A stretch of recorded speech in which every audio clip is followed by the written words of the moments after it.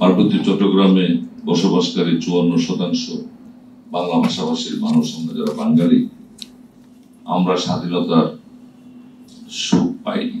স্বাধীনতার নতুন সূর্যের আলো আমরা দেখতে পাইনি, পূর্ণিমার চাঁদ আমরা দেখতে পাইনি। বাক স্বাধীনতা থেকে শুরু করে সবকিছু আমাদেরকে অবরুদ্ধ করে রাখা হয়েছে। গত 54 বছর অনেক বড় বৈষম্যের মধ্যে আমরা আমাদের জীবনযাপন অতিবাহিত করছি।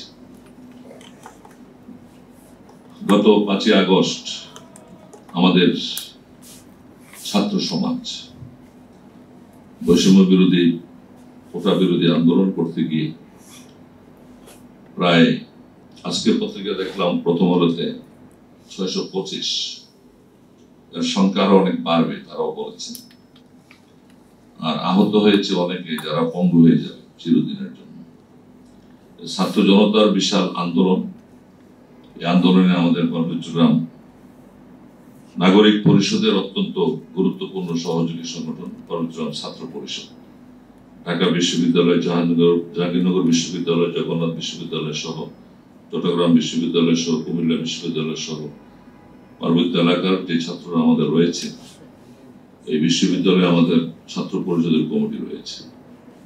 আমাদের ছাত্র পরিষদের নেতারা ওই আন্দোলনে সম্পৃক্ত হয়েছে, অনেকে জীবন দিয়েছে, অনেক আহত হয়েছে। এবং 5ই আগস্ট এই স্বৈরাচার সরকারের পতনের মধ্য দিয়ে বাংলাদেশের মানুষ একটা নতুন ভোর, নতুন সূর্য, নতুন আলোর মুখ আমরা দেখতে পেয়েছি। এবং আমরা অত্যন্ত আশাবাদী যে দীর্ঘদিন পরে হলেও এই ছাত্র জনতার আন্দোলনের মধ্য দিয়ে শহীদের রক্ত কখনো বৃথা যায় না। এই শহীদের রক্তের বিনিময়ে যে নতুন স্বাধীনতা, নতুন আলো, নতুন ভোর, নতুন সূর্য, আমরা আশা করি যে পার্বত্য চট্টগ্রামেও আমরা যারা 54% বাঙালি, আমরাও সেই স্বাধীনতার সুফল ইনশাল্লাহ পাব। আমাদের বাক স্বাধীনতা ফিরে আসবে, পার্বত্য চট্টগ্রামের সকল বৈষম্য দূর হয়ে নতুন আঙ্গিকে এই পার্বত্য চট্টগ্রামের নেতৃত্ব কর্তৃত্বের অংশীদার 54% বাঙালিরা তার সুফল পাবে। তো আজকে 1900 সালের শাসনবিধি বাতিল ও পার্বত্য চুক্তি বাতিল করে সাংবিধানিক ধারাসমূহ প্রতিষ্ঠার দাবিতে বৈষম্য, সন্ত্রাস, চাঁদাবাজ মুক্ত পার্বত্য গঠন ও পার্বত্য চুক্তির সাথে বাংলাদেশ সংবিধানের সাংঘর্ষিক ধারাসমূহ সংশোধন নয়, বাতিল করে, এই দাবিতে আজকের এই সংবাদ সম্মেলন। স্থান তোফাজ্জল হোসেন মানিক মিয়া হল, জাতীয় প্রেস ক্লাব, ঢাকা। তারিখ 11 সেপ্টেম্বর 2024। জাতির বিবেক, প্রিয় সাংবাদিক। আসসালামু আলাইকুম। পার্বত্য নাগরিক পরিষদ পার্বত্য জেলার অসহায়, পিছিয়ে পড়া, নিরীহ, নিপীড়িত, অধিকার বঞ্চিত মানুষের পক্ষ থেকে আপনাদের জানাই আন্তরিক শুভেচ্ছা, অভিনন্দন। আপনারা জানেন, বিশ্বব্যাপী দিন বদলের পালা চলছে। বদলেছে বিশ্বের নানা রীতিনীতি, নিয়ম কানুন। বিশ্বের সাথে তাল মিলিয়ে তেমনি ভাবে বদলেছে বৃহত্তর পার্বত্য চট্টগ্রামে বসবাসরত উপজাতীয় সম্প্রদায়ের জীবনমান। ঠিক তার বিপরীতে একই এলাকায় বসবাস করা বাঙালিদের ভাগ্য কি বদলেছে? নানা ধরনের বৈষম্যের শিকার হয়ে পিছিয়ে যাচ্ছে পার্বত্য অঞ্চলের বাঙালি পরিবার। একদিকে উপজাতি পরিবারগুলো রাষ্ট্রীয় যে সকল সুযোগ সুবিধা পাচ্ছে, অপরদিকে ঠিক তার বিপরীতে বাঙালি পরিবারগুলো তা পাচ্ছে না।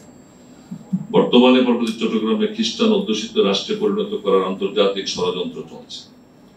তার অন্যতম অনুষঙ্গ হলো বর্তমান সময়ে কিছু উপজাতীয় নেতার পার্বত্য শাসনবিধি 1900 এই আইন বহাল রাখার আন্দোলন। অথচ এই শাসনবিধি হলো পার্বত্য চট্টগ্রামের সাধারণ উপজাতীয় জনগণকে শোষণের হাতিয়ার। পার্বত্য চট্টগ্রাম শাসনবিধি মূলত তৎকালীন ব্রিটিশ সরকারের প্রণীত শাসন ও শোষণের প্রহসনের আইন।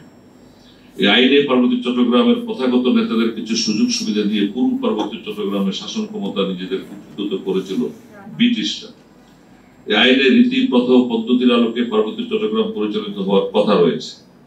124 বছর পর এসে এই উপনিবেশিক আইন বলবৎ রেখে উপজাতীয়রা বাংলাদেশের স্বাধীনতা, সার্বভৌমত্ব নস্যাৎ করার ষড়যন্ত্র করছে। গণপ্রজাতন্ত্রী বাংলাদেশ পরিচালিত হচ্ছে আমাদের জাতীয় পবিত্র সংবিধানের মাধ্যমে, যেখানে বাংলাদেশের ভূখণ্ডে বসবাসরত সকল জনগণের মৌলিক অধিকার ও মান মর্যাদা সহ সব ধরনের অধিকার সংরক্ষণ করা হয়েছে। অথচ বাংলাদেশের অবিচ্ছেদ্য অংশ পার্বত্য চট্টগ্রামে 1900 সালের শাসনবিধির মতো উপনিবেশিক আইন বলবৎ রেখে এই অঞ্চলে বাংলাদেশের পবিত্র সংবিধানের শাসন খর্ব করা হয়েছে। এর ফলে এই অঞ্চলে বসবাসরত গর্বিত বাঙালি জনগোষ্ঠীর অধিকার বঞ্চিত করা হয়েছে। প্রিয় সাংবাদিক বৃন্দ, আপনারা জানেন গণপ্রজাতন্ত্রী বাংলাদেশের সর্বস্তরের গণমানুষের উন্নয়নে ও সময়ের প্রয়োজনে দেশের সংবিধান 16 বার সংশোধন করা হয়েছে, কিন্তু বাংলাদেশের অবিচ্ছেদ্য অংশ পার্বত্য চট্টগ্রামে 124 বছরের পুরনো উপনিবেশিক পার্বত্য চট্টগ্রাম শাসনবিধি 1900 বলবৎ রাখা মোটেও যুক্তিসঙ্গত হতে পারে না বলে আমরা মনে করি। তাই পার্বত্য চট্টগ্রামে বসবাসরত সকল সম্প্রদায়ের ও জাতিগোষ্ঠীর সমান অধিকার প্রতিষ্ঠা করে বাংলাদেশের অখণ্ডতা রক্ষায় পার্বত্য চট্টগ্রাম শাসনবিধি 1900 বাতিল করার জোর দাবি জানাচ্ছে। একই সাথে পার্বত্য চট্টগ্রামে বিদ্যমান রয়েছে উপজাতীয় কোটা। 1984 সালে বাংলাদেশ সরকার পশ্চাৎপদ পার্বত্য চট্টগ্রাম অঞ্চলের প্রান্তিক জনগোষ্ঠীকে মূল স্রোতধারার সাথে সমানতালে এগিয়ে নিয়ে আসার স্বার্থে উপজাতীয় কোটা প্রবর্তন করে। শিক্ষা ও চাকরির ক্ষেত্রে প্রচলিত উপজাতীয় কোটা মূলত পার্বত্য চট্টগ্রামে বৈষম্য সৃষ্টি করা হচ্ছে।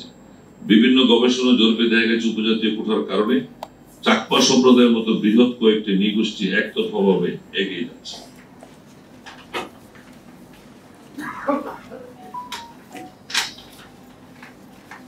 অথচ একই অঞ্চলে আলো বাতাস ও পরিবেশে বসবাস করে প্রায় 54% বাঙালি অন্যান্য ক্ষুদ্র নৃগোষ্ঠী সম্প্রদায়ের মানুষ সুযোগ সুবিধা হতে বঞ্চিত হয়ে দিন দিন পিছিয়ে পড়ছে। তাই এখন সময়ের দাবি এক পেশে বৈষম্যমূলক উপজাতীয় কোটা সংস্কার করে পার্বত্য কোটা চালু করে পাহাড়ে বসবাসরত সকল জাতিগোষ্ঠীর সমান অধিকার নিশ্চিত করা। আপনাদের সদয় জ্ঞাতার্থে জানাচ্ছি যে সকল জায়গাগুলোতে পার্বত্য চট্টগ্রামে বাঙালিরা বঞ্চিত কিন্তু উপজাতিরা একক সুবিধা ভোগ করছে তার কিছু চিত্র তুলে ধরছি। 1, রাজনৈতিকভাবে 3 জেলা পরিষদের চেয়ারম্যান উপজাতিদের জন্য সংরক্ষিত।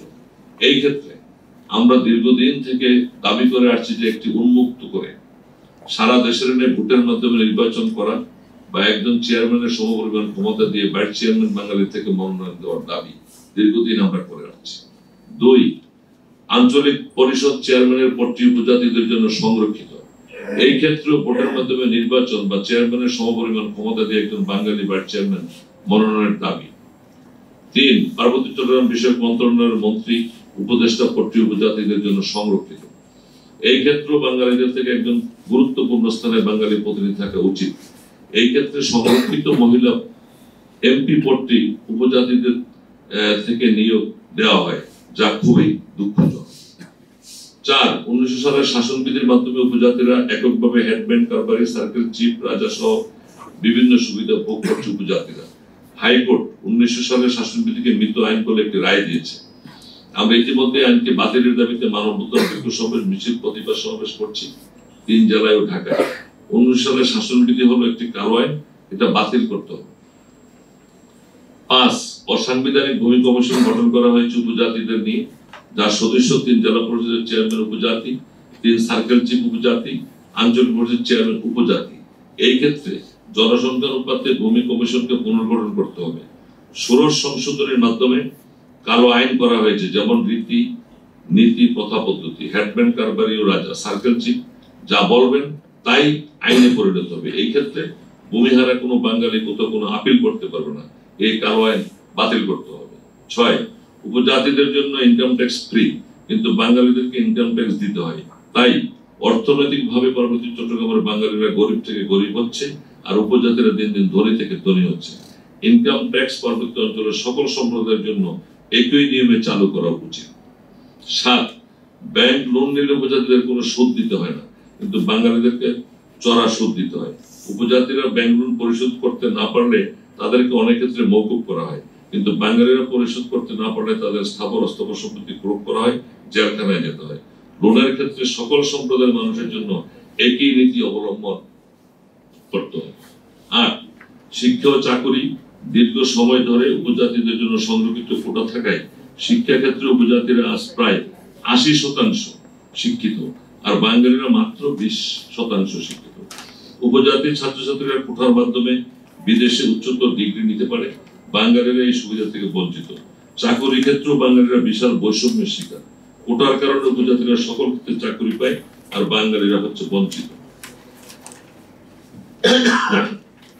যেমন 3 জেলা পরিষদগুলোতে নিয়োগের ক্ষেত্রে প্রায় 92 থেকে 95% উপজাতিদের নিয়োগ দেওয়া হয়, আর বাঙালি 5% মতো। তাও তারা দারুণ একটা ভয়ঙ্কর শুভঙ্করের ফাঁকি দেওয়া হয়েছে। যেমন বাঙালি 8%, এর মধ্যে হিন্দু গরু এই বাজার ফান্ডে বাঙালিদেরকে দীর্ঘ সময় ধরে লোন দেওয়া বন্ধ করে রেখেছে জেলা পরিষদগুলো পরিকল্পিতভাবে। এই ক্ষেত্রে উপজাতি নেতারা ক্ষমতায় সকল চেয়ারগুলো দখল করায় তাদের ইশারায় কাজটি করা হয়েছে, কারণ বাজার ফান্ড এলাকাগুলোতে বেশিরভাগই বাঙালি জনগোষ্ঠী বসবাস করে।